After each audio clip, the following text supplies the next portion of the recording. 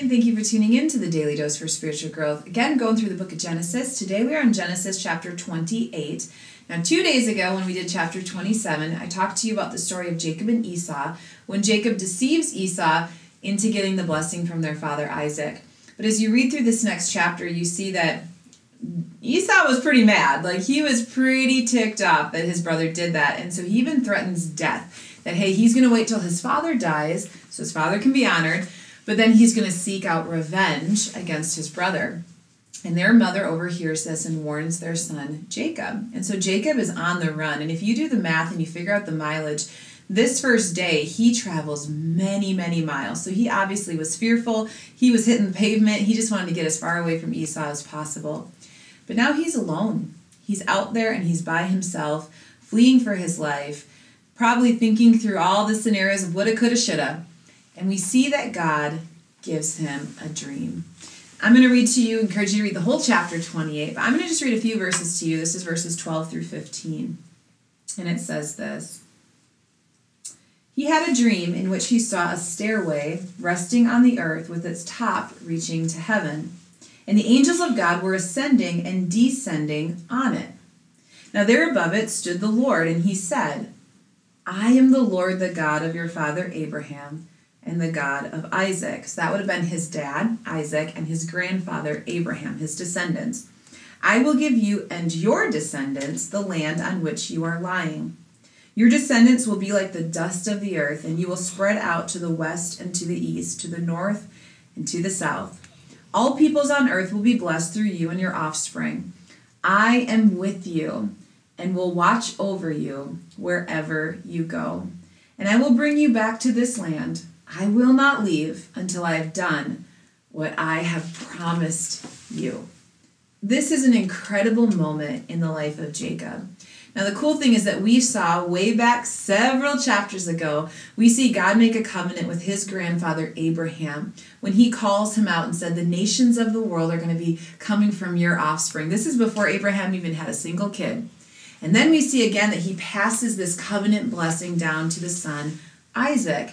And here, at a pivotal moment in Jacob's life, we see God in his goodness and grace come in the form of a dream and literally speak to Jacob, affirming that very same blessing over their family line. Now, I think it's so important that we focus here for a moment on the circumstances of when this dream was given. This is not when Jacob is in a highlight moment. He didn't just get off the stage of his best presentation. He didn't just turn in that great project at work. He didn't. He was in a moment where he was literally on the run. He was running because of his own sin of deceiving his brother and deceiving his father and giving into a conspiracy with his mother and sin. And he's literally running in fear for his life, probably by this point, tired, maybe ashamed, maybe frightened, angry. I don't know what emotions were going on within him. But we can only imagine he was not feeling like the pillar of strength and pride in that moment. He was probably really feeling low. And yet God in his goodness in that moment chose to come in that space and say, I just want to remind you that there's a plan and a purpose for you, that I will not leave you, that I will be with you, and that I will fulfill the promise. I will not leave until it's been completed, that I've spoken over your life. And I think that's an encouragement to all of us today. I think sometimes we feel like God only has these amazing plans for us when we're doing everything right. And yet God has a plan for your life before you were even born. He has a purpose for you. And even in those weakest moments, in his goodness and his grace, just like he did here with Jacob, he can speak to your heart deep truths that will last far beyond just this moment.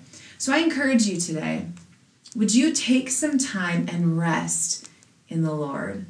Would you take some time to just sit maybe in quiet, in silence, maybe on the car ride to work, maybe on the car ride home, maybe during your lunch break, instead of going into the break room and talking with your coworkers, maybe go outside, maybe bring your Bible, maybe just walk around the building in quiet. Maybe when those kids are napping today, instead of getting the dishes done, they can wait. Maybe just listen. What might God speak to you and to me today? What might he want to pour into our hearts to encourage us and to press us on, no matter what state we're in, no matter if we're feeling like it's our best day Or maybe like Jacob, we're struggling that it might just be our worst. The God of the universe wants to talk to you. And he's not going to leave you, and he's not going to forsake you. He's going to complete the promises that he has spoken over your life. Hey, thank you so much for tuning in today, and I hope to see you again tomorrow for another daily dose for spiritual growth.